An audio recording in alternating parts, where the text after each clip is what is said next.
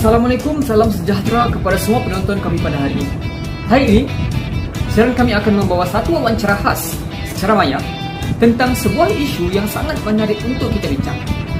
Bukan sahaja topik yang menarik, tetapi jemputan khas kita pada hari ini sangat-sangat berbisa. Nasiblah rakaman ini buat bukan di studio. Kalau rakaman ini buat di studio, saya di sini terkaku tuan. Terkaku. So mereka ni Thailand. Okay? So, sebelum kita teruskan kepada topik, mari kita perkenalkan dulu para ilmuwan kita pada hari ini. Yang pertama, Fitri Iman.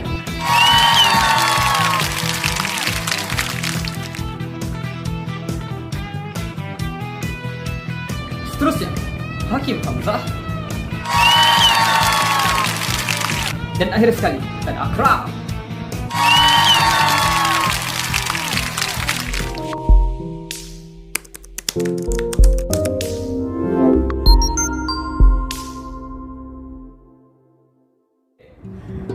Nampak menarik, handsome merupakan semua jemput kita pada hari ini, betul tak? Tak ada perempuan lah, tak cantik lah. Terpinggir saya rasa di sini, betul tak? Ya ke? Okay, so tajuk kita pada hari ini iaitu dekolonisasi ke atas masyarakat Muslim di China. Hangat, betul kan isu ini? Ini orang suka, betul? Okay, so sebelum kita ke pandangan para jemputan kita, so saya di sini nak perkenalkanlah apa tu sebenarnya dekolonisasi. Jadi asasnya, dekolonisasi ini adalah satu bentuk proses di mana dari segi bahasa dia sangat berkait dengan dua perkataan ni, iaitu kolonisasi dengan koloni. Okay, untuk kita mudah faham, koloni ni adalah kumpulan yang menjajah, manakala kolonisasi adalah wilayah ataupun kawasan yang dijajah. So kalau kita nak simpulkan, dekolonisasi ni adalah satu proses pembebasan wilayah, iaitu kolonisasi, yang dijajah, iaitu koloni. Jadi dari segi istilah pula, kita ada beberapa pemikir yang hebat dalam mendefinisasikan dekolonisasi ini. Antaranya adalah Sharon Kasek dan Kennedy yang mengatakan bahawa pembebasan kuasa dari segi politik dan ekonomi. Persenjit Guara yang mengatakan bahawa penyerahan dari segi undang-undang, manakala Linda Tuhi White Smith kata pembebasan mengenai sosio budaya. Jadi kalau kita lihat semua hujah ni dan aspek itu digabungkan, ia menjadi keseluruhan aspek dalam kehidupan kita sebagai manusia. Okay, di mana politik, ekonomi, undang-undang, sosio budaya. Jadi bila kita simpulkan, ia adalah satu bentuk pembebasan, okay, oleh koloni untuk kita mendapat hak kita, hak asasi kita sebagai seorang manusia. Tidak lupa juga kepada pemikir Islam, okay, yang menghuraikan hujah lebih kurang, maksudnya lebih kurang, iaitu Albert Hourani, Sheikh Hussein Alatas, Ali Shariati, Edward Said dan Ismail Zaini. Jadi, dalam objektif kajian dalam wawancara hari ini, seperti dalam tajuk, ia berkaitan tentang dekolonisasi, tetapi dia lebih tertumpu kepada Muslim di China. Okay? So, adakah mereka ni sebenarnya dah bebas daripada penindasan? Lepas tu, adakah mereka ni dalam negara China itu sendiri, adakah mereka bebas? Okay, lepas tu, apakah punca berlaku sedemikian? Dan apakah kesan dan langkah yang boleh diambil? Jadi semua ini kita akan serahkan kepada jemputan kita pada hari ini. Jangan excited sangat, sebab sebelum tu saya nak cerita sedikit lah tentang sejarah mengenai Muslim di China. Okay.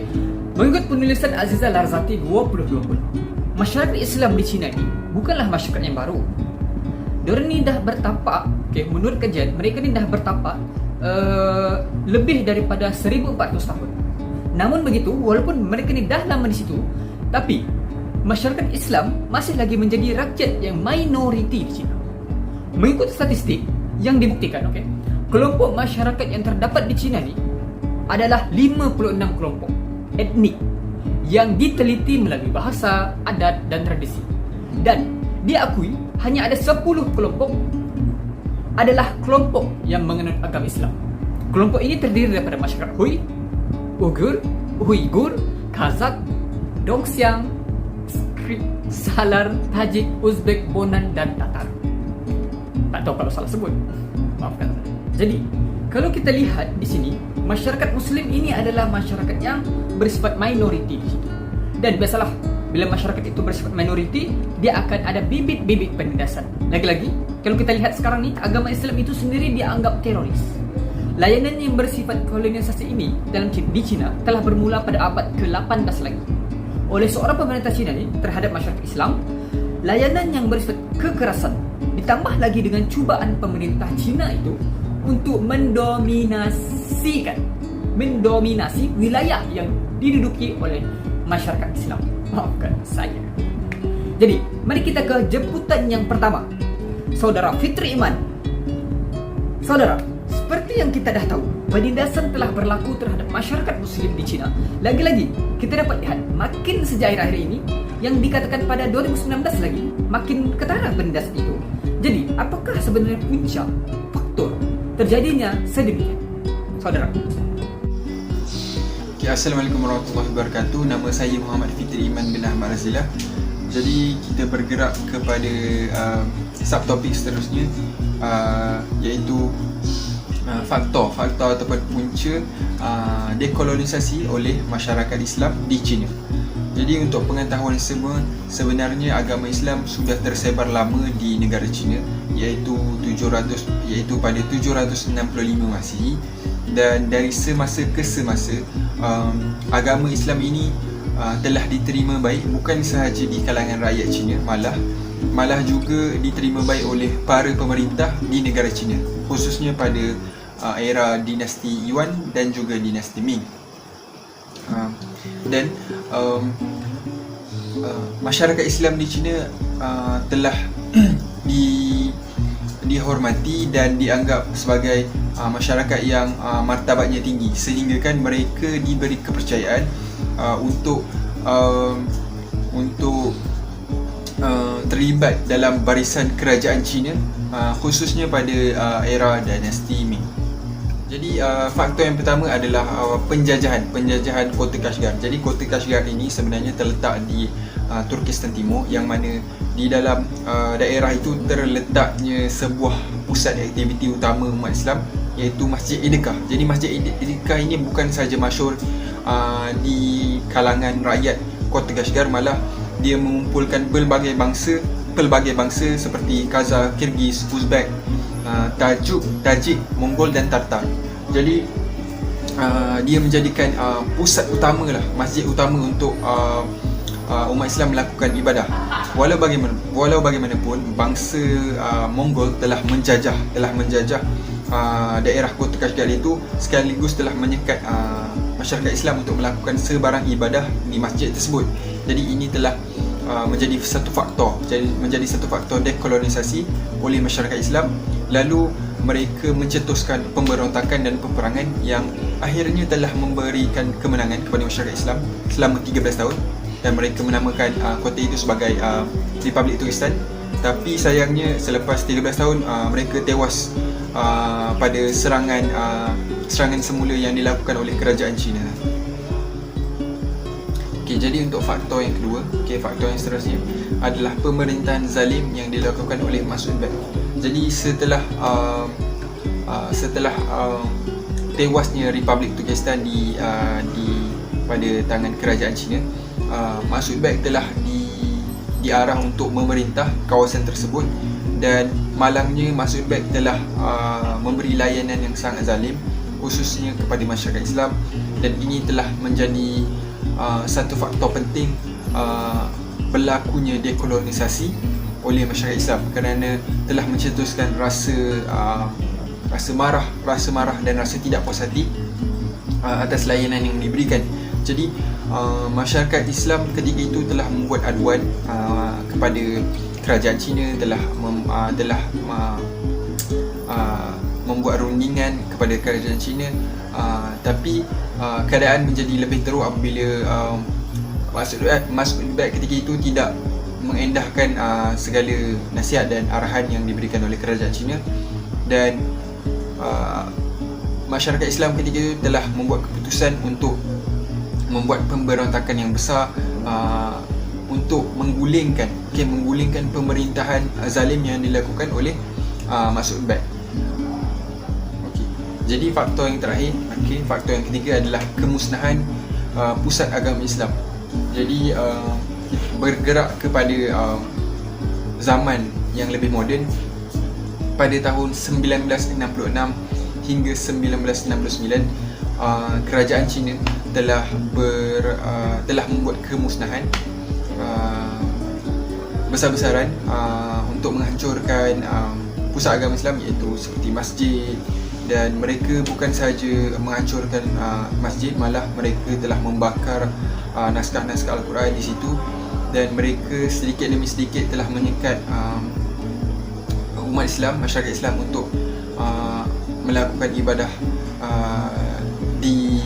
di mana-mana, dan juga telah menyekat masyarakat Islam untuk melakukan haji. Jadi dekolonisasi ini menjadi salah satu faktor dekolonisasi oleh masyarakat China, masyarakat Islam di China. Tetapi dekolonisasi ketika ini tidak selantang ataupun tidak seberani seperti selepas era dinasti Ming, kerana kerajaan China ketika ini lebih kuat, tenteranya lebih kuat, lebih kukuh, dan masyarakat Islam tidak mampu melakukan tidak banyak yang dapat dilakukan oleh masyarakat Islam, kerana mereka khawatir, mereka risau, mereka takut akan diancam keluarga mereka, bukan sahaja diri mereka, malah keluarga mereka. Dan bukan itu saja, kerajaan China telah menyembunyikan ataupun menghalang daripada tersebarnya bukti-bukti ataupun berita-berita melalui media berita, media massa tentang penindasan yang mereka lakukan, khususnya kepada masyarakat Uyghur ketika ini hinggalah sekarang. Wah, penangan Fitri Iman begitu hebat ya dalam membahas isu sebegini. Faktor yang sangat jelas diberikan oleh saudara. Terima kasih Fitri. Dengan faktor yang berlaku, pasti akan ada kesan terhadap penindasan itu, dan jika mereka ini diberikan kebebasan atau dekolonisasi, jadi pasti akan ada kesan juga. Mari kita dengar daripada saudara Akram, kalaulah kolonisasi ini terus berlaku atau dekolonisasi itu diberikan kepada mereka, apakah kesan kepada mereka? Saudara. Terima kasih kepada Ketua Musim Majlis, iaitu Saudara Elmin. Assalamualaikum warahmatullahi wabarakatuh. Nama saya Ahmad Akram Hafizi bin Zawi. Okey, seterusnya saya akan menerangkan, saya di sini akan berkongsi sedikit mengenai kesan dekolonisasi terhadap masyarakat Islam di China khususnya. Okey, pertama sekali, dekolonisasi ini juga dikenali sebagai penjajahan. Apabila berlakunya dekolonisasi ini, semestinya berlaku kesan-kesan terhadap sesebuah masyarakat tersebut. Jadi antara kesan yang pertama adalah kesan dekolonisasi ini terhadap sistem politik di dunia dan juga khususnya terhadap masyarakat Islam di China. Sistem politik di dunia telah berubah apabila berlaku dekolonisasi terhadap sistem demokrasi yang memberi peluang dan memberi peluang dan juga membebaskan suara rakyat, iaitu rakyat bebas untuk bersuara dan juga memilih pemimpin. Sistem yang semula ini dikenali sistem sebelum demokrasi adalah sistem monarki, iaitu sistem raja ketua sebagai ketua negara. Jadi apabila berlakunya proses sistem demokrasi ini, masyarakat Islam di China bebas untuk bersuara dan memilih rakyat, dan mereka juga diberi peluang daripada kalangan mereka untuk menjadi pemimpin sesebuah masyarakat ataupun sesebuah daerah di negara tersebut. Masyarakat Islam juga diberi kepercayaan untuk menjadi ketua tentera di negara China. Seterusnya ada sistem ekonomi di dunia juga berubah disebabkan kesan daripada dekolonisasi ini. Kesan dekolonisasi ini mengubah sistem ekonomi dunia dengan sistem ekonomi dunia lebih terbuka dalam berdagang ataupun berdagang untuk mendapatkan hasil. Maknanya sebelum dekolonisasi berlaku, sistem perdagangan menjadi lebih tertutup di antara sesebuah daerah sahaja. Maka apabila berlakunya dekolonisasi ini, masyarakat Islam di China lebih bebas untuk berdagang, walaupun mereka dikenali sebagai etnik yang kecil dan kurang dari segi ekonomi, namun disebabkan dekolonisasi ini mereka lebih tekun dan rajin untuk mengubah hidup mereka dan bebas dan juga terbuka untuk melakukan perdagangan. Seterusnya dari segi sosial pastinya akan berubah disebabkan dekolonisasi, kerana apabila berlaku dekolonisasi ini, sistem sosial di dunia telah menjadi lebih bebas untuk bergaul, untuk mengamalkan budaya dan agama mereka. Contohnya masyarakat Islam di China, mereka lebih bebas untuk membawa agama mereka, iaitu agama Islam, dan bebas membawa budaya mereka. Mereka juga diberi peluang dan ruang untuk membina sebuah masjid di negara China. Jadi dengan ini, kesan daripada regulasi ini adalah sungguh positif, tetapi ada juga negatif untuk masyarakat Islam di China. Dan terakhir sekali adalah sistem pendidikan amat terkesan dengan proses kolonisasi, iaitu sebelumnya berlakunya dekolonisasi. Kesan daripada kolonisasi terhadap sistem pendidikan ini dibawa sehingga 6 dekad selepas dekolonisasi itu berlaku. Tetap sistem pendidikan itu dipengaruhi oleh sistem kolonisasi. Sistem kolonisasi ini dibawa daripada sistem barat yang terlalu memfokuskan kepada sesuatu bidang. Jadi tidak berlaku keadilan dan tidak stable di antara beberapa bidang. Di masyarakat Cina, masyarakat Islam di China terlalu tidak mendapat pendidikan yang baik ketika berlaku ketika 6 dekad yang awal selepas dekolonisasi, disebabkan pengaruh kolonisasi yang terlalu kuat selepas kolonisasi berlaku. Jadi daripada kesan-kesan yang saya telah sebutkan tadi, saya harap penonton dapat faham dan apa yang saya cuba sampaikan, dan saya harap mereka juga faham apa sebenarnya dekolonisasi ini, apa yang manfaat daripada dekolonisasi ini untuk sesebuah negara dan juga sesebuah masyarakat itu. Jadi sampai di sini saja. Sekian, terima kasih daripada saya. Assalamualaikum warahmatullahi wabarakatuh. Itu dia, semangat Akram memberi pandangan, kesan berlaku tak terjangkau pemikiran kita ya, sebagai orang biasa. Betul, melalui kesan yang diberikan oleh Akram itu sendiri, kita dapat tahu betapa besarnya isu ini sebenarnya. Jadi kita ke yang terakhir, jemputan kita, saudara Molek di hujung sana, Hakim Hamzah. Jadi saudara, kita dah tahu kesan kepada dekolonisasi itu, kalau diberikan kepada wilayah kolonisasi, jadi pasti semua penduduk inginkan kebebasan tanpa penindasan, betul tak? Jadi apakah sebenarnya langkah yang boleh dilakukan untuk mencapai objektif dekolonisasi itu sendiri, saudara Hakim Hamzah? Terima kasih kepada saudara Ermin Shah yang bijak lagi kaca. Hari ini saya ingin menceritakan tentang langkah-langkah mengelakkan kolonisasi dalam sebuah negara. Jadi, poin saya yang pertama adalah berkaitan dengan pemilihan pemimpin yang adil dan bertanggungjawab. Bila kita sebut tentang tanggungjawab seorang pemimpin, kita mestilah juga sebut tentang tanggungjawab sebagai rakyat. Oleh itu, saya juga ingin berkongsi satu hadis riwayat Imam Al-Bukhari dan Imam Al-Muslim yang berbunyi, setiap orang daripada kalangan kalian adalah penjaga yang amanah dan setiap kalian juga akan bertanggungjawab ke atas orang bawahannya. Seorang pemimpin adalah penjaga yang amanah dan bertanggungjawab ke atas rakyatnya. Seorang suami adalah penjaga yang amanah dan keluarganya dan bertanggungjawab ke atas bawahannya. Seorang isteri adalah penjaga yang amanah dalam rumah tangga suaminya dan bertanggungjawab ke atas jagaannya. Seorang pelayan adalah penjaga yang amanah pada harta majikannya dan bertanggungjawab ke atas barang jagaannya. Setiap orang daripada kamu adalah penjaga yang amanah dan bertanggungjawab ke atas orang bawahannya. Berdasarkan hadis tersebut, kita boleh nampak yang tanggungjawab ini dia tidak mengira pangkat seseorang, sama ada orang itu pemerintah ataupun pekerja dalam majikan seseorang. Tanggungjawab rakyat adalah untuk memilih orang-orang yang mampu atau mempunyai kriteria yang terbaik untuk menjadi seorang pemimpin dalam negara tersebut, iaitu melalui pilihan raya. Manakala tanggungjawab pemimpin adalah untuk mengekalkan kesejahteraan yang ada dan juga untuk menyelesaikan masalah yang ada atau timbul dalam negara tersebut. Selain itu, pemimpin juga hendaklah bersikap adil dan tidak mempunyai sikap pilih kasih dalam kepimpinan beliau. Oleh yang demikian, masalah dekolonisasi yang berlaku di China haruslah dititik beratkan dan mempunyai penyelesaian yang baik kepada semua pihak.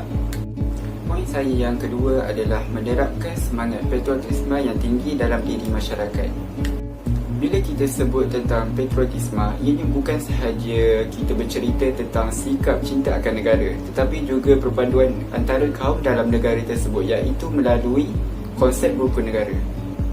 Ada satu kata-kata daripada Indonesia yang saya ingin kongsikan, iaitu jadikan perbezaan sebagai sebuah keunikan dalam berbangsa dan bernegara agar terlihat indah dengan banyaknya warna. Dan janganlah menjadikan sebuah perbezaan sebagai kesombongan akan rasa paling benar dalam berfikir dan bertindak kerana perbezaan yang mengakibatkan perpecahan yang membuat bangsa dan negara melemah. Perbezaan kefahaman antara dua pihak bukan bermakna kita mempunyai jalan yang berbeza, tapi memberi peluang kepada kita untuk memahami mereka dengan lebih mendalam. Manusia diciptakan dengan akal yang sempurna. Oleh itu, gunakanlah akal ini untuk membezakan antara yang baik dan buruk di sekeliling kita. Seterusnya, penerapan kasih sayang dalam setiap agama. Dalam Islam meletakkan seluruh umatnya bersaudara, iaitu yang berasal daripada Nabi Adam alaihissalam.